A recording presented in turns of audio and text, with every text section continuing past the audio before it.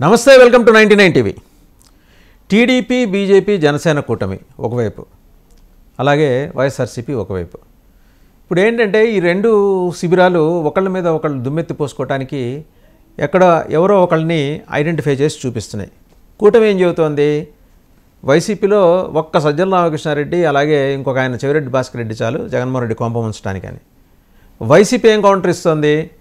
సరే, మాకు ఒక పార్టీ ఇద్దరున్నారు, మరి మీ మూడు పార్టీలకి 3 ఏళ్ళు 6 కాదు, మీ మూడు పార్టీలకి ఒకడే ఉన్నాడు, ఆయన పేరు నాగబాబు, ఆయన ఒక్కడు చాలు మిమ్మల్ని విచ్ఛిన్నం చేయడానికి అని.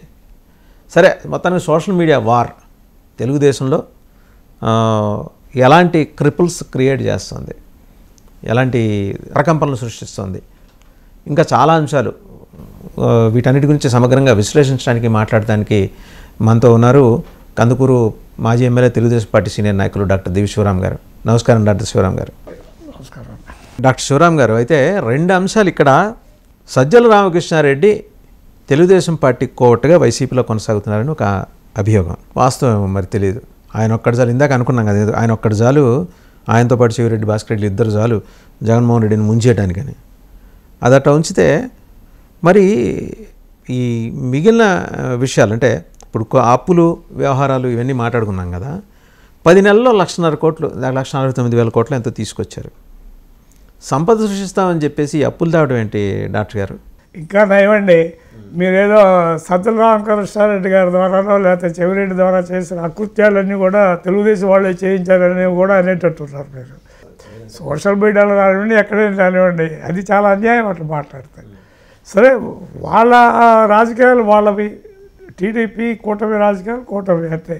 పొరపాట్లనే అక్కడ జరగవచ్చు, ఇక్కడ జరగవచ్చు, అది వేరే సంగతి. కానీ వాళ్ళేదో వచ్చి ఇక్కడ జగన్మోహన్ రెడ్డి దెబ్బతీయటం కోసం చేస్తున్నారంటే మాత్రం అది చాలా ఇది సార్ట్ ఆఫ్ ఏంటంటే వ్యంగ్యంగా మనం కొన్ని రచనలు వస్తున్నాయి కంటెంపరీ, ఇదివరకు కూడా ఉన్నాయి, ఓల్డ్ డేస్లో కూడా చాలా ఇవన్నీ రాస్తున్నది. వ్యంగ్యంగా సెటైరిజం బాగా పరాకాష్ఠపోయే లెవెల్ ఇది. అప్పటించి బాబు గారు is our supreme leader, that is a different thing. కానీ ఇట్ డజంట్ మీన్ దట్ ఆయన మిగతా వాళ్ళ యొక్క సలహాలు కానీ వాళ్ళ ఇన్పుట్స్ కానీ తీసుకోకూడదని అక్కడ తీసుకోవాలి కదా. తీసుకోవాలనే డెమోక్రటిక్ సెటప్లో ఎక్కడైనా ఏ పార్టీ అయినా కూడా చెయ్యాలి. చెయ్యకపోతేనే ప్రాబ్లమ్స్ వస్తాయి. బికాజ్ ఆయన ఒక లీడర్గా all people may not reach, అందరూ ఆయన్ని రీచ్ కాలేకపోవచ్చు కాక ఎవరో ఉంటారు కొంతమంది వాళ్ళు. అయితే మీరు అనొచ్చు కోటర్ ఏంటంటే మరీ క్లోజ్గా ఉండేవాళ్ళు అనే పద్ధతి. As of I know him since last 40 years. ఏది నేను టీడీపీలో చేరక ముందు సంగతి కూడా మాట్లాడుతున్నాను. ఎప్పుడు కూడా ఆయన అవతల చెప్పేది వింటాడు, కానీ వింటాడు. He is a very patient listener. దాంట్లో బాగా ఓపికగా వింటాడు. ఎవరైనా చెప్పినా కూడా ఆయన ఓపికగానే చెప్తాడు. ఆయన నేనేదైనా చెప్పాను, మీరేదైనా చెప్పారు, ఇంకోళ్ళు ఏదైనా చెప్పారు, ఆయనకి దగ్గర వీళ్ళు అంటే ఈ మే హియర్ దట్, విని దాన్ని విశ్లేషించి ఆయన ఏది బెటర్ అనుకుంటే that way you will go. అందరితోటి డిస్కస్ చేసిన తర్వాత మీరు చూస్తున్నారు కదా, ఏ ఇష్యూ కూడా ఆయన సూమోటో ఆయన చెప్పడం అనేది ఎక్కడ కనపడదు. ఏదైనా ఇష్యూ వచ్చినప్పుడు పార్టీ పొలిట్ బ్యూరో కానివ్వండి, లేదా పార్టీ క్లోజ్ సీనియర్ లీడర్స్ కానివ్వండి, లేకపోతే మంత్రివర్గ మీటింగ్ కానీ పెట్టి వాళ్ళతో డిస్కస్ చేసిన తర్వాతనే బాబుకి నెక్స్ట్ లీడర్లకి there is a lot gap. అంటే గ్యాప్ అంటే వాళ్ళ మధ్య గ్యాప్ అని కాదు, ఆయన స్టేచర్కి నెక్స్ట్ లీడర్షిప్కి నా అభిప్రాయం ఏంటంటే చాలా తేడా.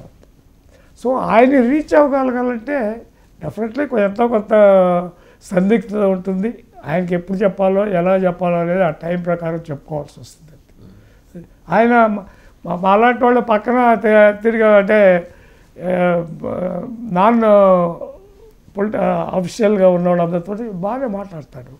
ఐ థింక్ వాళ్ళతో కూడా ఇంతకన్నా బాగానే మాట్లాడతాడు. ఈ విల్ డెఫినెట్లీ డిస్కస్ థ్రెడ్బేర్. అసలు ఆయన డిస్కషన్ మీరు ఎప్పుడైనా అటెండ్ అయ్యారో లేదో నాకు తెలియదు, కానీ చాలా లోతుగా వెళ్తుంది ఆ డిస్కషన్ అంతా కూడా. హీ అలౌస్ అదర్స్ ఆల్సో, మిగతా వాళ్ళని కూడా వాళ్ళ ఇన్పుట్ ఇవ్వమని అడుగుతారు. అడగకుండా ఉండే క్వశ్చన్ లేదు. వాళ్ళకి చెప్పింది వింటారు, విని ప్రోస్ అండ్ కాన్స్ ఆలోచించి చేయటం జరుగుతుంది. అయితే you can't expect everybody. Chandrababu ఎంతమంది చంద్రబాబులు ఉన్నారు? ఆయన ఒక్కడే ఉంటాడు చంద్రబాబు అని. ర్యాంకింగ్స్కి వచ్చేప్పటికి పవన్ కళ్యాణ్కి 10వ ర్యాంకు, అలాగే ఫరూక్ గారికి, ఆయనకి మైనారిటీ వ్యవహారాల మంత్రి, ఆయనకు 1వ ర్యాంక్ ఇచ్చారు. మరి ఆ మాదిరి చూస్తే 1వ ర్యాంక్ వచ్చిన ఆయనే ముఖ్యమంత్రి కావచ్చు కదా. ఇప్పుడు ఒక మాట అండి, కుక్క పని కుక్క చేయాలా, గాడి పని గాడి చేయాలా. మినిస్ట్రీ ఇవ్వటం అనేది మినిస్టర్లకు మంచి చెడ్డ చూడాల్సింది ఇప్పుడు ముఖ్యమంత్రి గారి యొక్క ప్రెరగేటివ్. ఊరిక ప్రధానికి అనవసరమైన చెత్త సలహాలు మేము అడిగాం. ఎప్పుడైనా నువ్వు సకల శాఖ మంత్రి మాటలు వినబాకు, లేకపోతే ఇంకోళ్ళ మాటలు వినబాకు, మీ హోమ్ మినిస్టర్ మాట వినబాకు, ఇష్టం వచ్చినట్టు చేయబాకని మేము ఎన్నడైనా మాట్లాడాము ఆయనతో. అయితే ఈ కెనాట్ టాక్ లేదంటే, దే కాంట్ టాక్ లేదంటే, అది తప్పది. ఎవరు మంత్రి పెట్టాలో ఇవాళ పేపర్లో కూడా చూశాను. ఇక్కడ బీజేపీ అయిన ఒక ఆయన హైకమాండ్ మంత్రివర్గం హైకమాండ్ ఇస్తుంది. ఎవరికైనా బీజేపీ అన్న ఇక్కడ కూర్చొని అన్న ఇప్పుడు రాష్ట్ర అధ్యక్ష పదవి కోసం ఎన్నిసార్లు తిరుగుతున్నారు ఢిల్లీ. తప్పు కాదు అది. ఐ డోంట్ థింక్ తప్పు కాదు. పెద్దవాళ్ళు ఆలోచించాల్సిందే. మంత్రులు పెట్టుకోవాలంటే అది సులభంగా చెప్పండి. ఆఫ్టర్ లాంగ్ టైం వచ్చారు వాళ్ళు కూడా ఇక్కడ, అంతే కదా. ఎప్పుడో 2004-9 తర్వాత లేదు వాళ్ళకి. ఎంతసేపటికి అవతల వాళ్ళకి ఒక పక్క వేలు ఎత్తి చూపించేటప్పుడు మన పక్క మిగతా 4 వేలు చూపిస్తున్న మాట మనం వీ షుడ్ నెవర్ ఫర్గెట్. నిన్నదాకా టీడీపీ వాళ్ళతోటి తగదబడిన వాళ్ళు, లేదా జనసేన వాళ్ళతో తగదబడిన వాళ్ళు, లేకపోతే బీజేపీతో తగదబడిన వాళ్ళు ఇవాళ వాళ్ళని అట్లా టీడీపీ లేకపోతే జనసేనో లేకపోతే బీజేపీ చేర్చుకుంటామండి. అన్నిటికన్నా హాస్యాస్పదం ఏంటంటే అసెంబ్లీలో ఆయన ఆయన పేరు నాకు తెలీదు, విశాఖ డైరీ చైర్మన్ తులసిరావు గారు అబ్బాయి, ఆయన మీద అలిగేషన్లు అయ్యి దాని మీద హౌస్ కమిటీ వేశారు. దాంట్లో బోల్డెంత మంది, ఒకళ్ళు ఇద్దరు బీజేపీ ఆయన విష్ణుకుమార్ రాజు గారు కూడా మెంబర్. దాంట్లో ఇది కమిటీ వేసి ఇంకా అది పూర్తిగా స్థాయిలో పోలేదు. ఆయన బీజేపీలో చేర్చుకోవడం జరిగింది. ఎలా? ఇప్పుడు ఏం చేయాలా? విష్ణుకుమార్ రాజు పొజిషన్ ఏంటి? ఆయన సందిగ్ధంలో పెట్టినట్టే కదా. ఎలాగా? ఆయన ఓన్ పార్టీ. సో ఈ విధమైన 3 పార్టీలు వేరియస్ భిన్న ధృవాల నుంచి వచ్చిన పార్టీలు ఇవేమి. They don't have any common, only one party, one common factor.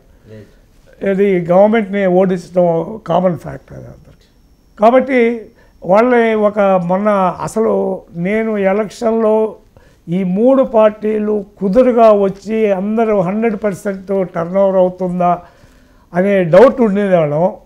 Election రిజల్ట్లో అది బ్రహ్మాండమైన సక్సెస్ అయింది. అది all votes are transferred to that single candidate. Pavan Kalyan గారు పరస్పర భిన్నమైన ప్రకటనలు చేయడం ద్వారా జనసేన క్యాడర్స్ని అలాగే తెలుగుదేశం పార్టీ క్యాడర్స్ని కూడా గందరగోళంలో పడేస్తున్నారు. ఆయన ఏమన్నారు మొదల 10 ఏళ్ళు, ఇంకో 10 ఏళ్ళు చంద్రబాబు గారు ముఖ్యమంత్రి, మళ్ళీ కొన్నాళ్ళలాగే ఉన్నారు, ఇంకో 15 ఏళ్ళు అన్నారు. ఆ ప్లేనరీ వేదికగా ఏమన్నారు? నిలబడ్డాం, నిలబెట్టామన్నారు.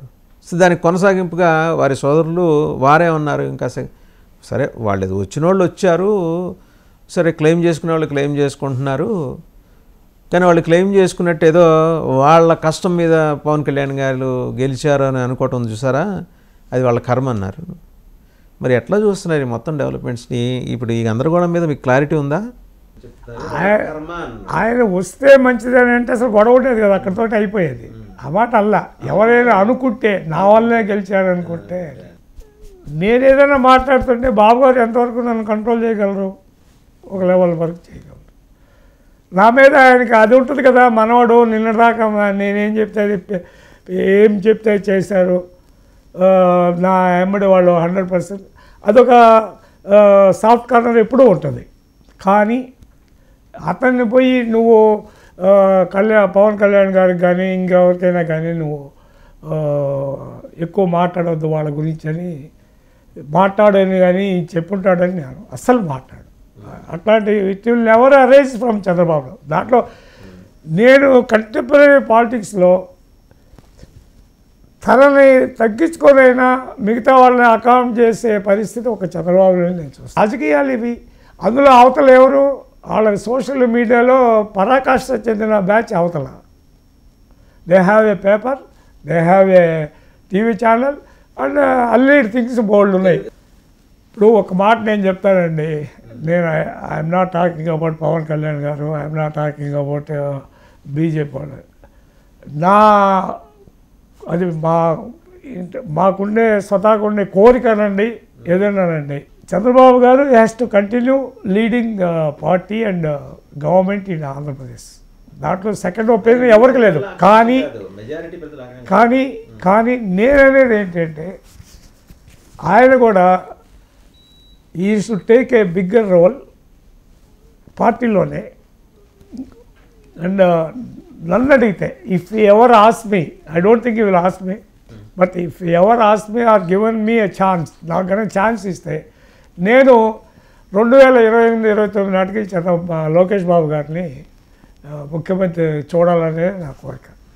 అంటే తర్వాత 29 తర్వాత ఏమవుతుంది అనేది డిఫరెంట్ ఇష్యూ. ఎందుకంటే దిస్ ఈజ్ ఫర్వెంట్. మా తెలుగుదేశంలో ఉన్న వాళ్ళలో 199 మిగతా నేను చెప్పేది ఏంటంటే మేమందరము వీఆర్ వెడ్డెడ్. మేము చంద్రబాబు గారిని పెళ్లి చేసుకున్నాం. మీరు ఎవరైనా వెడ్డెడ్ అనేది డైరెక్ట్ మీదికి తీసుకుంటే ఆయనే మా లీడర్ ఎప్పుడు కూడా దాంట్లో సెకండ్. కానీ ఫర్దర్ రాబోయే రోజుల్లో మనం చూసుకుంటూ పోవాలి. రైట్ డాక్టర్ గారు, ఇప్పుడు 2 అంశాలు. ఒకటి, జగన్మోహన్ రెడ్డి చేస్తే అప్పు రాష్ట్రాన్ని భ్రష్టు పట్టిస్తున్నాడు. మరి మీరు కూడా తీసుకొచ్చారు కదా, 1,50,000 కోట్ల ఎంత అప్పు తీసుకొచ్చారు కదా. నేను చెప్పేది అందుకోసం. మరి దీన్ని ఏమంటారు? అలాగే ఈ డిప్యూటీ సీఎం వివాదం, దీనికి ఏమన్నా ముగింపు పలికే అవకాశం ఉందా? అది అలాగా ఋతురాగాలు సీరియల్లాగా కంటిన్యూ చేస్తున్నారా? ఈ రెండింటి మీద మీ టేక్ ఏంటి? ఇక్కడ 2 థింగ్స్ ఉన్నాయి. సపోజ్ 1,00,000 కోట్లు అప్పు తెచ్చుకుంటే దాంట్లో ఒక 25,000 30,000 సంక్షేమ కార్యక్రమాలకు వెళ్తాయి. మీరు ఇప్పుడు ఎందుకంటే ఇప్పుడు ఉన్న కంటెంపరీ పాలిటిక్స్లో సంక్షేమ కార్యక్రమాలు నోబడీ కెన్ స్టాప్ ఇట్. మీరు అప్పు అంటారు. అంతలో ఉన్న భారతదేశంలో ఉన్న ప్రింటింగ్ కొట్టే అవకాశం ఉన్న ప్రధానమంత్రి కూడా కొన్ని లక్షల కోట్లు అప్పు తెచ్చున్నారు. ఓకే డాక్టర్ గారు, ఇప్పుడు సూపర్ 6 అన్నారు, ఏదో మొత్తానికి కింద మీద పడి 2 అమలు చేస్తున్నారు. దాంతోపాటు ఈ అప్పుల గురించి మాట్లాడుతూ జగన్మోహన్ రెడ్డి చేస్తే చేతకానివాడు అప్పులు చేస్తున్నారు, మీరు చేస్తే డెవలప్మెంట్ అంటున్నారు. సంపద సృష్టి ఎట్లా జరుగుతోంది? మీరు what I want to know is, మీరు 1,00,000 కోట్లు అప్పు తెచ్చారు. మీరు దాన్ని ఎక్కడ ఏ విధంగా వాడారు అనేది చెప్పగలగాలి. సపోజ్ ఓకే ఇది కట్టాను, ఈ కన్స్ట్రక్టివ్ థింగ్స్ కొంత ఉండాలా, కొంత సంక్షేమ కార్యక్రమాలు పోవాలా. ఎందుకంటే ఇక మనం వీఆర్ ఇక ఈ రాజ్యాల్లో ఇప్పుడున్న ఈ డెమోక్రటిక్ సెటప్లో సంక్షేమ కార్యక్రమాలని ఆపగలిగే శక్తి ఎవరైనా ఉన్నారంటే నేను అనుకోను. ఇంకా అయిపోయింది. We are beyond that. Nobody can stop it. నేను చెప్పేది అది. ఇప్పుడు ఏమవుతుంది, మనం ఒళ్ళలో చూస్తున్నాము. నువ్వు మీ ఊరికి సిమెంట్ రోడ్ వేస్తే, మీ ఊరికి హైవే వేస్తే, మీ ఊరు స్కూల్కి బిల్డింగ్ కడితే, మీకు పిహెచ్సి ఇస్తే చాలు. నా సంగతి ఏంటి? నేను ఎక్కడో చదివాను, ఎవరో అన్నారు, ఇది ఎక్కడో ఏదో వేరే ఫిలిప్పీన్స్లో ఎక్కడో సమ్ వర్డింగ్ వచ్చింది. నువ్వు చేప కూర వండి పెట్టడం కాదు కావాల్సింది, చేపలు పట్టే విధానం నేర్పించమన్నారు. That's where we're failed. అదే పరిస్థితి ఇక్కడే కాదండి. Go to any state. Andhra Pradesh భారతదేశంలో మరి మిగతా దేశాలు ఎలా ఉందో మనకు తెలియదు, కానీ భారతదేశంలో ఏ స్టేట్కి పోయినా దేనికి there is no second opinion. సంక్షేమ కార్యక్రమం కొనాలి. అయితే నేను అనేది ఏంటంటే దాంట్లో ఒక ఎంత సంక్షేమ కార్యక్రమాలు పెట్టాలా, మిగతా 60% 65% ఏం చేసేవాడు చెప్పు. జగన్మోహన్ రెడ్డి గారు ఏం చెప్పాలా, ఇదిగోనయ్యా ఈ 5,000 కోట్లు దీనికి ఖర్చు పెట్టాను, ఈ 3,000 కోట్లు దీనికి ఖర్చు పెట్టాను అంటే నువ్వు ఏదో సంక్షేమ కార్యక్రమాలు కాదు నేను చెప్తుంది, డెవలప్మెంటల్ యాక్టివిటీస్ చేశానని చెప్పి చూపించు. People will appreciate. ఆయన మాత్రం చేయకూడదనే ఉంది.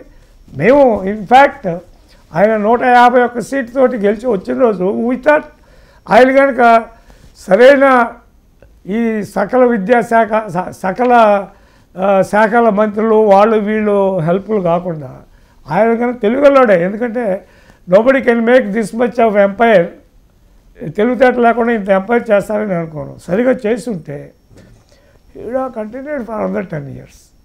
మేము అనుకున్నాం ఆ రోజు ఎట్టబ్బా ఇతనే అంటే ఈ మేడే సెల్ఫ్ గోల్ అన్నిట్లో అన్ని రంగాల్లో చేశాడు. 2023 జూన్ వరకు it was a big fight. నువ్వా నేను అన్నట్టుగానే ఉండింది ఎలక్షన్స్. ఎప్పుడైతే బాబు గారిని జైల్లో పెట్టారో అన్యాయంగా, అలాగే మీరు కొంతమందిని చేయటం, కొంచెం అకృత్యాలు చేయటము, అక్కడ పీపుల్కి కొంత ఎనఫ్ ఈజ్ ఎనఫ్, ఇది చాలు, ఇంక ఇంతకన్నా ఎక్కువ వద్దనుకున్నాను, ఇంక చాలా బాగా అంటే తెలుగుదేశం కూడా అస్సలు ఎప్పుడు కూడా అసమ్మతి ఎక్కడో ఇక్కడ 1% 4% ఉండేది కూడా ఈసారి పూర్తిగా క్లోజ్ అయిపోయింది. అలాగే మిగతా పార్టీలు కూడా వచ్చేస్తాయి కలిపి. లేకపోతే జనసేన వాళ్ళు 100కి 30-40 మంది వైఎస్ఆర్కి వేసేవాళ్ళు ఉన్నారు. అప్పుడు ఇదివరకు ఉన్నారు. లాస్ట్ టైము కలిసి చేసినా కూడా వాళ్ళు చాలామంది అక్కడే వేశారు కదా. ఇది 2019లో. నాట్ ఆల్, నేను చెప్తే 30-35%. ఎస్, ఆ కలయిక అమాల్గమేషన్ కాల. ఇప్పుడు మొన్న ఏంటి 100% పడిపోయింది. ఎక్కడో ఒకటి అరా లోకల్గా ఏదైనా మీరంటే ఇష్టం లేకపోవచ్చు, నేనంటే ఇష్టం లేకపోవచ్చు, అది. ఇప్పుడు మొన్న ఢిల్లీలో అయింది, కాంగ్రెస్ బై కంటెస్టింగ్ అదర్వైజ్ కొన్ని సీట్లు పోయినాయి. బట్ ఆయన ఎన్ని సీట్లు, ఢిల్లీ అంటే వెరీ స్మాల్ థింగ్, 60-70 మొత్తం. It is not, Andhra Pradesh is not Delhi, ఇది వ్యాస్ట్ ఏరియా. కొన్ని ఏరియాస్లో జనసేన బాగా పవర్ఫుల్. అదేలో ఇప్పుడు ఆయన కూడా సింగిల్గా కంటెస్ట్ చేస్తే ఆయనకి ఎన్ని % వచ్చింది? 6% అనుకున్నా అప్పుడు అన్నది లెక్క. మనకి ఇప్పుడు వాళ్ళు లెక్క కాదు. 6%, బీజేపీ వాళ్ళకి 1-2% అని. ఈ మొత్తం 7-8 కలిసి అంత ఒక వన్ సైడ్ అయిపోయింది అన్నారు. అంటే దాని అర్థం ఏమని? తెలుగుదేశంకి ఎంత ఉన్నది? మా 44% మాకున్నది కదా, 41, 42, 43 ఉన్నది, రైట్? వీళ్ళు కనుక ఈ ఇద్దరు పవన్ కళ్యాణ్ గారు బీజేపీ గారు కనుక వెళ్ళి వైసీపీ కలిస్తే it would have been different. But కదా, ఆయనకి ఆయన కంటెస్ట్ చేస్తే ఆయనకి ఏమొస్తాయి? He may spoil chances of Telugu Desam. నేను చెప్పేది, నేను ఆయన్ని తగ్గించి మాట్లాడటం కాదు. It's a mutual help. ఆయన ఒక్కడే, ఆయన వల్లే తెలుగుదేశం గెలిచింది కాదు, తెలుగుదేశం వల్ల ఆయన కూడా గెలిచాడు. నాట్ సెకండ్ ఒపీనియన్ లేదు. Nobody can deny that fact. ఇప్పుడు మీకు 70,000 మెజార్టీ వచ్చిందంటే పిఠాపురంలో, తెలుగుదేశం ఓట్ లేకుండా ఆయన గెలిచుంటాడా? ఈ కంబైన్డ్ కూటమిలో అదే కనుక Telugu Desam party Telugu Desam, Jana Sena party Jana Sena, BJP party BJP, YCP కలిస్తే గెలిచేవాడేమో 5,000, 10,000. ఈ ఓవర్ హెల్పింగ్ మెజార్టీస్ అన్నీ కూడా కూటమి దాంట్లో వచ్చింది. దాంట్లో సెకండ్ ఒపీనియన్ లేదు. ఎవరు ఆయన వల్లే వచ్చిందని, ఆయన వల్ల జరిగింది కొంత, ఏది కలిసి. దిర్ ఈజ్ నో పాయింట్, మనం అవాయిడ్ కామెంటింగ్ అన్నట్టు. ఇప్పుడు నేను ఉన్నానండి, నేను సమ్టైమ్స్ ఐ ఫీల్ నేను I'm not cutout for politics. ఎందుకంటే లోపలే ఉంది, అది బయటకు కక్కేస్తుంటాం. అది రాజకీయాలు పనికిరాదండి. నీ మనసులో ఉండొచ్చు కాక. నాగబాబు గారికి బాధ్యత మేము లేకపోతే అసలు తెలుగుదేశం ఎక్కడుంది, చంద్రబాబు ఎక్కడ ఉండేవాడు, లేకపోతే ఆయన ఈ పాటికి మళ్ళా జైల్లో పెట్టి ఉండేవాడు అనుకో, ఆయన అనుకోవచ్చు, లోపల అనుకోవచ్చు. కానీ బయట ఈ కెనాట్ ఎక్స్ప్రెస్ దట్. మా వల్లే గెలిచారు, మా వల్లే లేదు. What are you? కాబట్టి నేను చెప్పేది, దానికి you require patience, you require building capability, and నీతో పాటు 10 మందిని తీసుకెళ్ళగలగాల. ఇక్కడ వాళ్ళు చేయమనండి. ఇప్పుడు నాగబాబు గారు ఇన్స్టెడ్ ఆఫ్ ఎమ్మెల్సీ అయ్యారు, ఏదో ఒక అఫీషియల్ పోస్ట్ ఉండాలని. దెన్ ఇప్పుడు పార్టీని బిల్డప్ చేయమనండి. ఇప్పుడు కూడా ఇట్స్ ఎ లూజ్ బాడీ. అయ్యే మినిస్టర్కి దీనికి సంబంధం లేదు. Chandrababu was not a minister. ఆయన పార్టీ ఇన్ఫ్రాస్ట్రక్చర్ని డెవలప్ చేసినప్పుడు ఆయన మినిస్టర్ తీసుకోలేదా? 3 ఏళ్ళు 4 ఏళ్ళు తీసుకోలే. ఈ వాజ్ ద జనరల్ సెక్రటరీ, పార్టీని బిల్డప్ చేశాడు. డాక్టర్ గారు, అయితే చంద్రబాబు గారి శక్తి సామర్థ్యాల గురించి మా సీనియర్స్ చెప్తుండేవాళ్ళు, సీనియర్ జర్నలిస్టులు. ఆయన గండిపేటలో మీ పార్టీ ఆఫీస్ ఉండగా ఆయన జనరల్ సెక్రటరీగా ఉండేవారు, పార్టీ ప్రధాన కార్యదర్శిగా. ఎవరైనా పార్టీ కార్యాలయానికి వస్తే స్వయంగా ఆయనే వాళ్ళ పేర్లు రాసుకోవటం, కాంటాక్ట్. అప్పట్లో ఈ సెల్ ఫోన్లు ఈ వ్యవస్థలు ఏం లేవు కదా, contact phone number, near by contact ఏదైనా ఉందా, ఇంత శ్రద్ధగా రాసుకునేవాళ్ళు. సో ఆ తరహా పరిస్థితి ఇప్పుడు ఉందా పార్టీలో? సార్ ఈ 294 సంగతి వదిలేయండి, మీకు ఒక్క చెప్తాను, దట్ ఈ షుడ్ నో ఇట్. ఇంకా 10 మందికి చెప్పగలిగే విషయం. ఆయన 1970లో అక్కడ యూనివర్సిటీలో చదువుతున్నాడు, యూనివర్సిటీ ఎలక్షన్స్. అప్పుడు మా ఊరు కుర్రాడు నాకన్నా కొంచెం జూనియర్, 1 or 2 years జూనియర్. అతను పీజీ చేస్తున్నాడు అక్కడ. ఈయనతో పాటు ఆ ఎలక్షన్లో తిరిగాడు కొద్ది రోజులు, అయిపోయింది. That was 77. తర్వాత కందుకూరికి ఆయన 96లో వచ్చాడు మా ఎలక్షన్ అప్పుడు. తర్వాత 95, ఆల్మోస్ట్ 20 years, 20 years కాదు 18 years అవుతుంది. ఇతను వచ్చాడు అక్కడికి. వచ్చినప్పుడే ఏ సుబ్బారావు బాగున్నావా, ఐ స్వేర్ డన్. మేము అసలు ఆ మాటకి ఆయనకి అంకితం అయిపోయామండి. అంకితమైంది ఇంకా అది. 20 ఏళ్ళ తర్వాత ఆయన పెద్ద స్నేహితుడు కాదు, ఆయన వెంబడి తిరిగాడు ఆ 10 రోజుల్లో 15 యూనివర్సిటీ ఎలక్షన్స్. ఆ 10 తర్వాత ఆయన ఈ 17 ఏళ్ళు ఆయన కలవాలి అసలు ఆ అబ్బాయి. సార్ అయితే ఇప్పుడు మనం పిఠాపురం వర్మ గారి గురించి మాట్లాడుకున్నాం. ఆయన వర్గం క్లెయిమ్ ఏంటి, ఆయనే కనుక నుంచుంటే 1,20,000 మెజారిటీతో, 1,00,000 మెజారిటీతో గెలిచేవాళ్ళు. లేదా ఆయన సపోర్ట్ చేస్తుంటే పవన్ కళ్యాణ్ గారు 1,00,000 మెజారిటీతో గెలిచుండేవారు, వాళ్ళ క్లెయిమ్. సరే అది అయిపోయింది, ఏదో మీరు కూర్చుంటారు, మాట్లాడుకుంటారు, పవన్ కళ్యాణ్ గారు నేరుగా అయిన వాళ్ళ గారు. ఈ కొలికిపూడి శ్రీనివాసరావు గారి వ్యవహారం ఏంటండి? ఆయన ఇప్పుడు కంట్లో నా నలుసు, చెవిలో ఉన్న జోరీగా, పంటి కింద రాయన్నట్టు తయారయ్యాడు కదా, మీకు ఎట్లా అడ్రస్ చేస్తారు? ఒకటే చెప్పాను sir, is a very good man. నాకు అంతకుముందు పరిచయం ఉంది బాగా. ఇది ఆయన అమరావతి యాత్రలో వచ్చారు, అప్పుడు బాగా పరిచయం అయ్యాడు. తర్వాత ఛానల్స్లో కూడా ఒకటి ఛానల్స్లో చూడటం, ఆయనతో పాటు కలిసి పాల్గొనడం జరిగింది. అప్పుడు బాగా సపోర్ట్ చేశాడు, యాంటీ గవర్నమెంట్గా బాగా మాట్లాడేవాళ్ళు. అండ్ ఆ విష్ణువర్ధన్ రెడ్డిని నోరు మోయించింది కూడా అతనే. ఐ డోంట్ నో, మీకు తెలుసో, మీకు ఎంత ఫ్రెండో నాకు తెలియదు కదా విష్ణువర్ధన్ రెడ్డి. అంతకుముందు ఆయన ఇష్టం వచ్చినట్టు మాట్లాడుతుండేవాడు.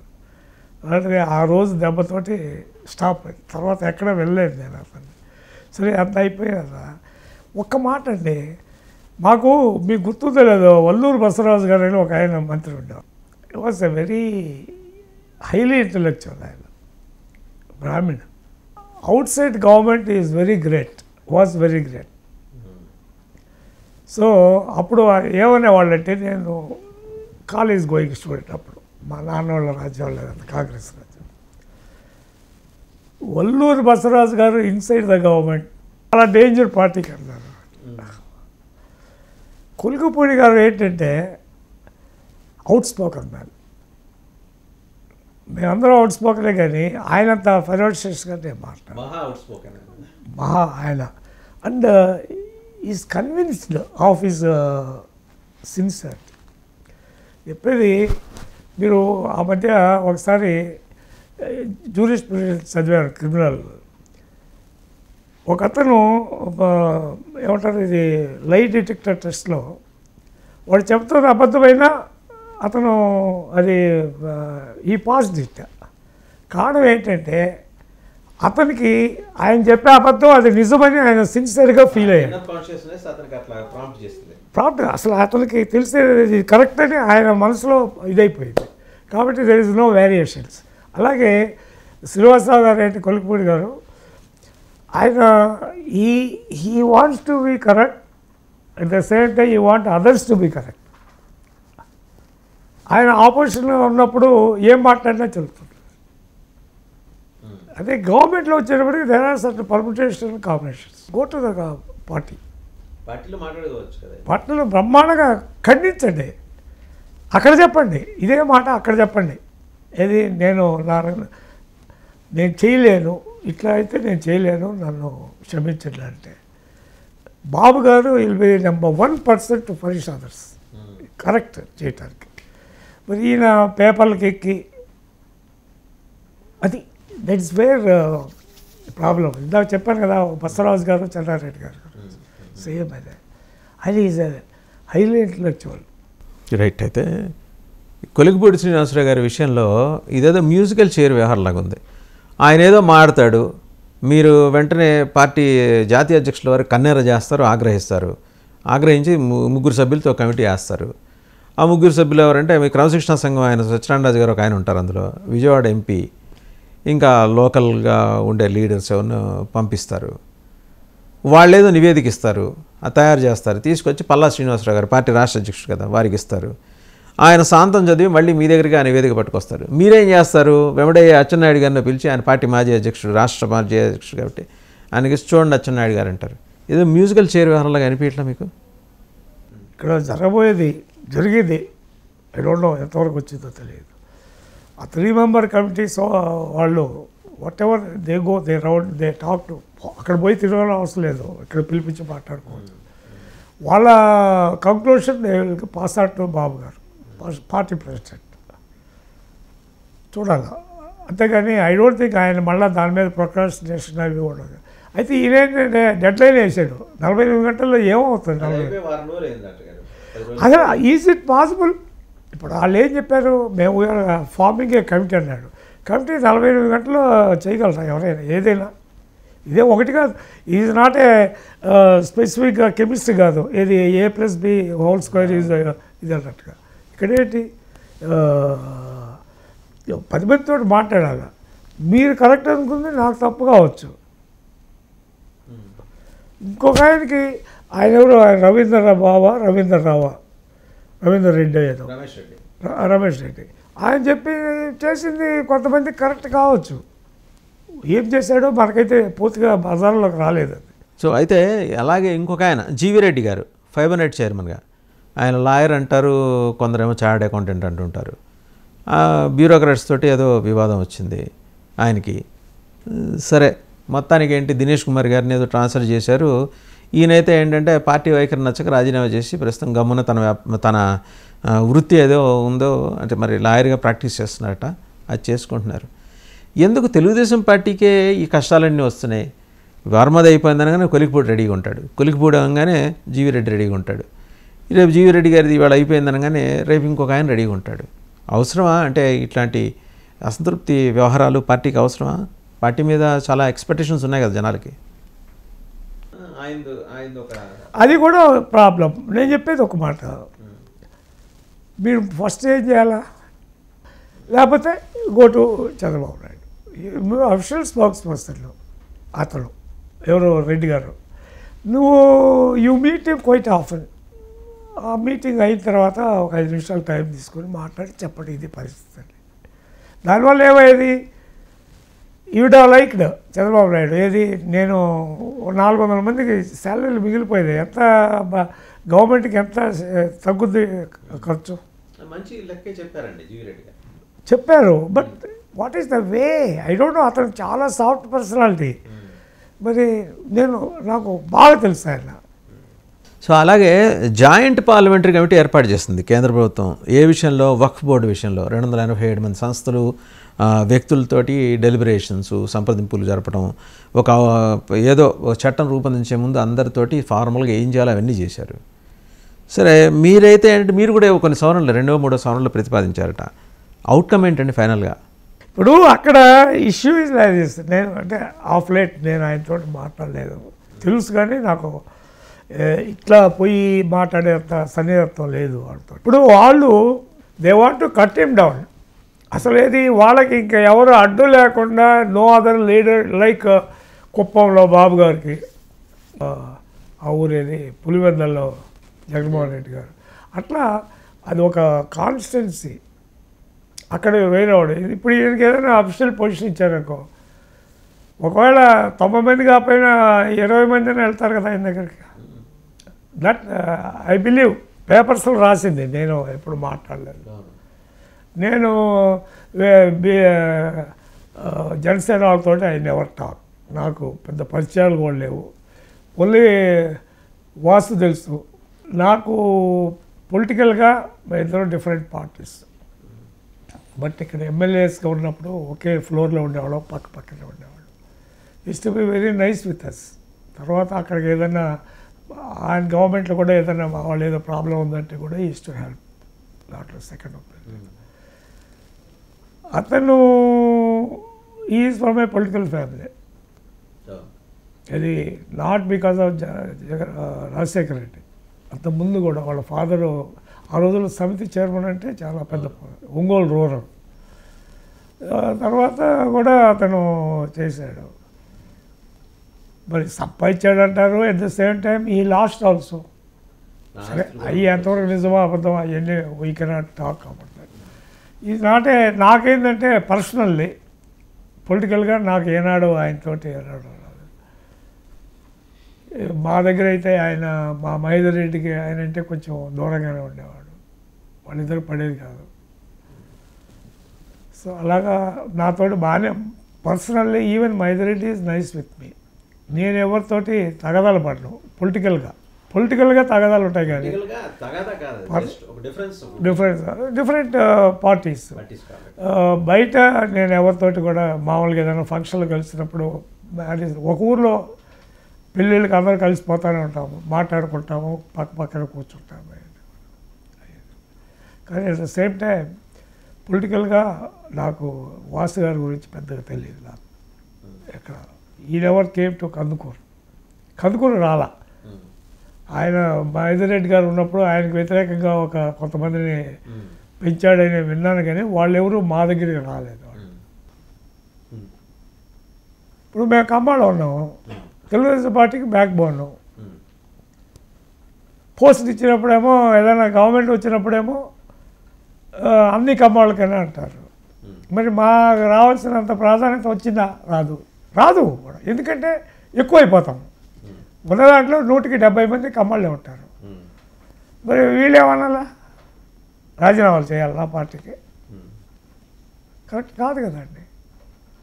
చెప్పేది ఒకటి, ఇది కరెక్టా కాదా? మీరు ఎప్పటికీ భారతదేశంలో అంతర్భాగం అవుతారు. మీరు ఎల్లకాలం ఎక్కడో సార్ కొన్ని చట్టాలు ముస్లిం కంట్రీస్లో తొలగించారు. ఇది వకఫ్ బిల్లులో ఉన్న చట్టాలు కొన్ని. విడాకుల చట్టం ఎత్తేసారు చాలా చోట్ల. తలాక్లు, ట్రిపుల్ తలాక్ అనేది ఎత్తేసారు. అంటే ముస్లిం కంట్రీస్లో ఎత్తేస్తే ఇక్కడ ఎత్తేయకూడదండి. తర్వాత ఇతర దేశాల్లో ఇప్పుడు పౌరసత్వ చట్టం అన్నారు. ఏం తప్పు గవర్నమెంట్ చెప్పేది? బయట నుంచి వచ్చే వాళ్ళని ఆపుతాము. ముస్లిమే కానవసరం లేదు. Anybody will stop them. ఆపాము.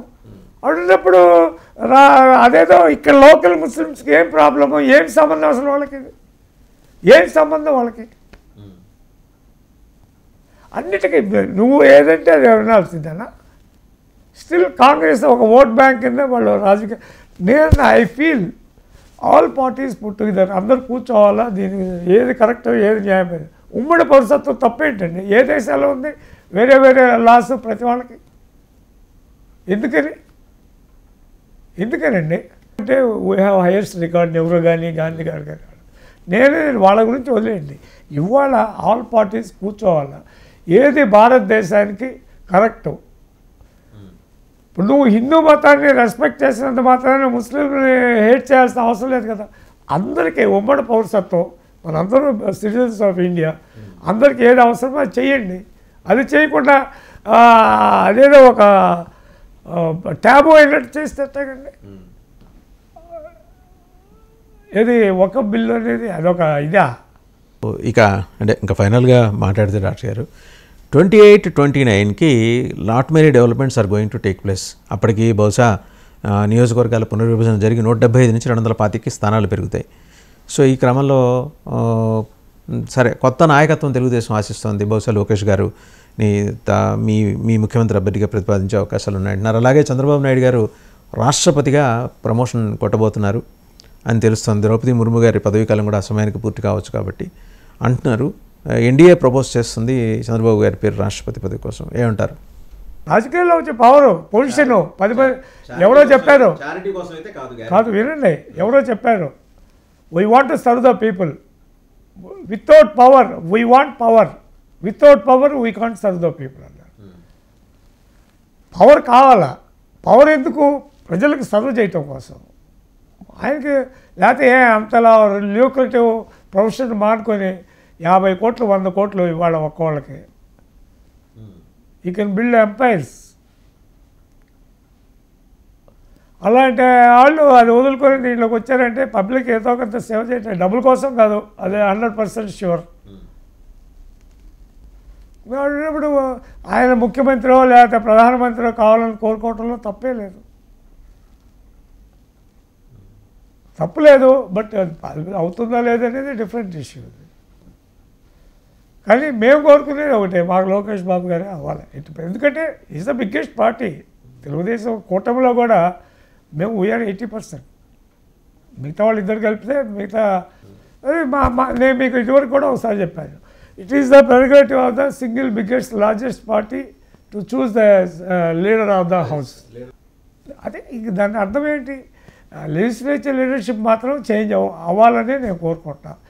ఇదేదో ఈ టర్మ్ అయ్యే లోపలైనా అయిన తర్వాత అంటారా? అవతల పొలిటికల్ టర్మాయిల్ లేకుండా చూసుకోవాలంటే ఈ లోపల best. So thank you very much doctor గారు. మొత్తానికి ఏంటంటే మీ పొలిటికల్ అబ్జర్వేషన్స్ చాలా క్రిటికల్గా ఉన్నాయి. అత్యంత సమీప భవిష్యత్తులో లోకేష్ నాయకత్వ బాధ్యతలు చేపట్టబోతున్నారు ముఖ్యమంత్రిగా. 28 దానికన్నా ముందరా లేకపోతే 29 మొత్తానికి ఏంటంటే ఒకవైపు ఏమో పవన్ కళ్యాణ్ గారు ఒక 10-15 ఏళ్ళు లాగుతానంటున్నారు.